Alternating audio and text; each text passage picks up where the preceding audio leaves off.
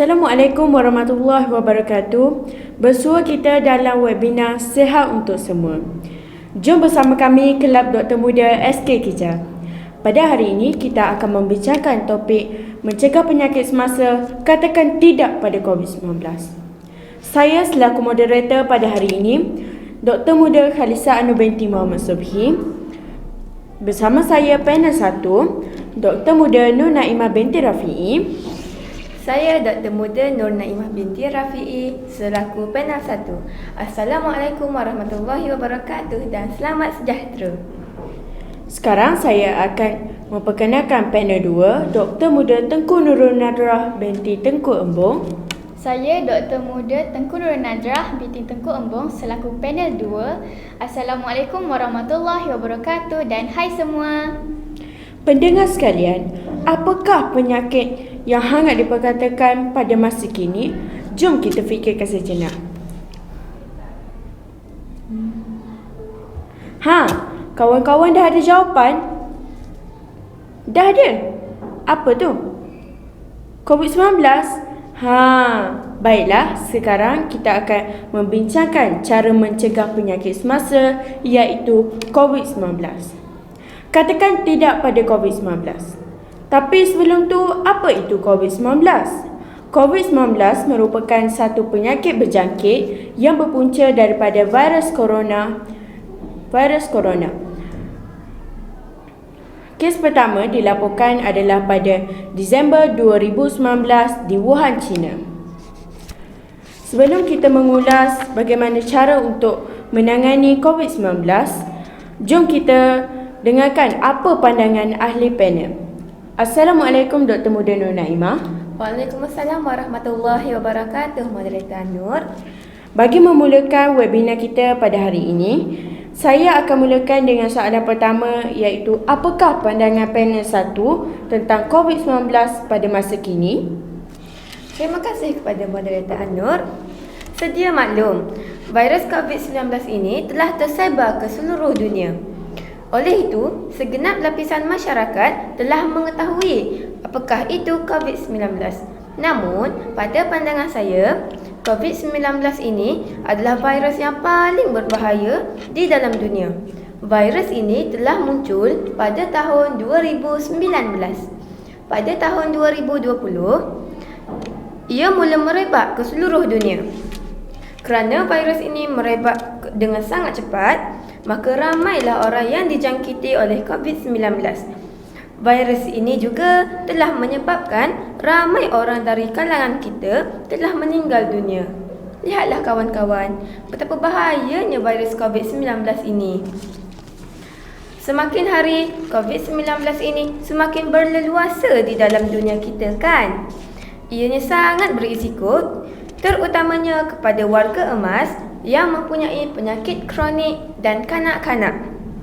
Disebabkan oleh virus COVID-19 ini, kerajaan telah memutuskan untuk menjalankan Perintah Kawalan Pergerakan atau ringkasannya PKP di seluruh negara kerana ia menular dengan sangat cepat. Ramai rakyat Malaysia yang kehilangan pekerjaan kerana tempat bekerja tidak dibenarkan untuk beroperasi. Sekolah juga terpaksa ditutup. Apabila kes COVID-19 ini menurun, barulah semua tempat dibenarkan untuk beroperasi. Semua tempat dibenarkan untuk beroperasi semula dengan SOP yang ketat. Itu sahaja pendapat dari saya. Saya serahkan kembali kepada Moderator An-Nur. Terima kasih Dr. Muda Nur Naimah. Ya, betul kata panel 1. COVID-19 ini sangat berbahaya dan ia juga menyebabkan ramai manusia meninggal akibat COVID-19. Sekarang kita dengar pula komen Dr. Muda Tengku Nurul Nadrah tentang COVID-19 pada masa kini. Terima kasih Dr. Muda Anno. Pada pendapat saya, COVID-19 ini semakin merebak di negara kita dan menjadi ancaman kepada semua lapisan masyarakat. Kerajaan memutuskan untuk membuat PKP, iaitu Perintah Kawalan Pergerakan di seluruh negara. Para pekerja kehilangan pekerjaan akibat tempat bekerja tidak dibenarkan untuk beroperasi.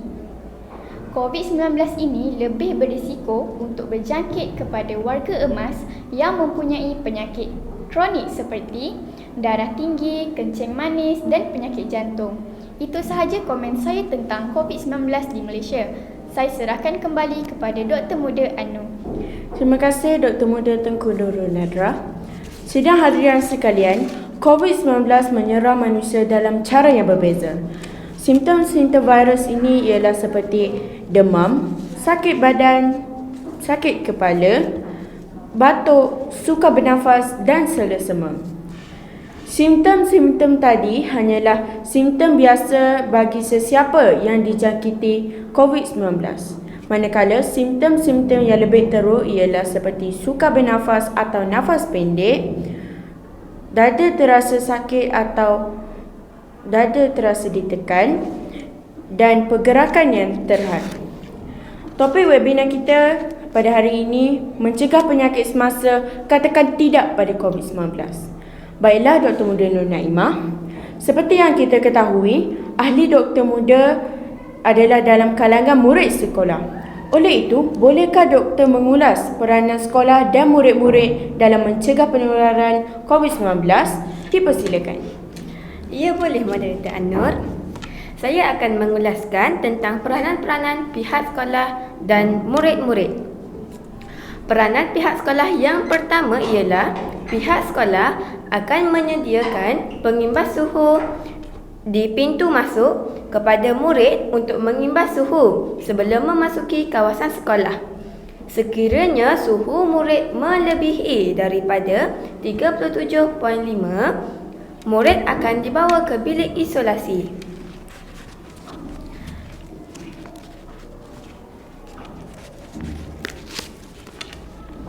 Yang kedua, pihak sekolah akan mengagihkan murid-murid kepada dua kumpulan, iaitu kumpulan A dan B, dan hadir secara penggiliran.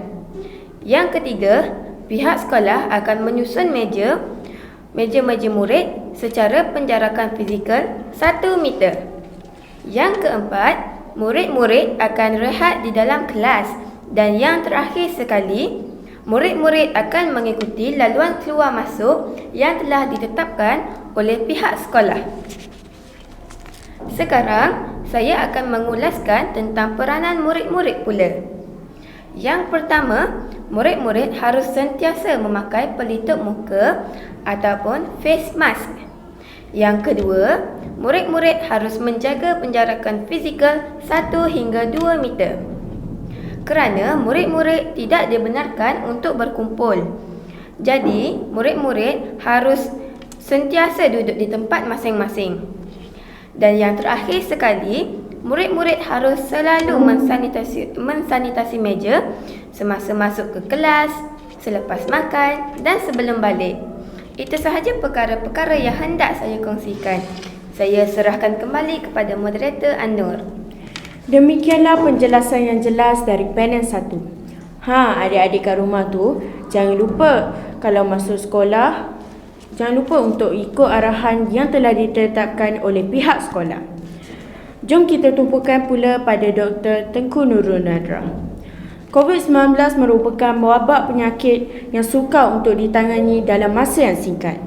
Oleh itu, kita sama-sama memainkan peranan dalam mencegah pertambahan bilangan pesakit COVID-19. Oleh itu, apakah yang harus dilakukan oleh masyarakat dalam menangani COVID-19? Katakan tidak pada COVID-19. Silakan panel kedua kita. Terima kasih Dr. Muda Anu.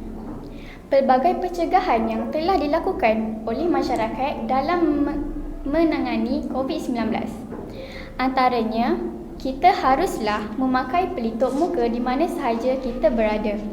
Pemakaian pelitup muka dapat melindungi kita daripada COVID-19. Selain itu, kita mesti membawa hand sanitizer untuk digunakan apabila perlu. Di samping itu, kita hendaklah kerap mencuci tangan menggunakan sabun supaya tangan sentiasa bersih sebelum melakukan apa-apa aktiviti.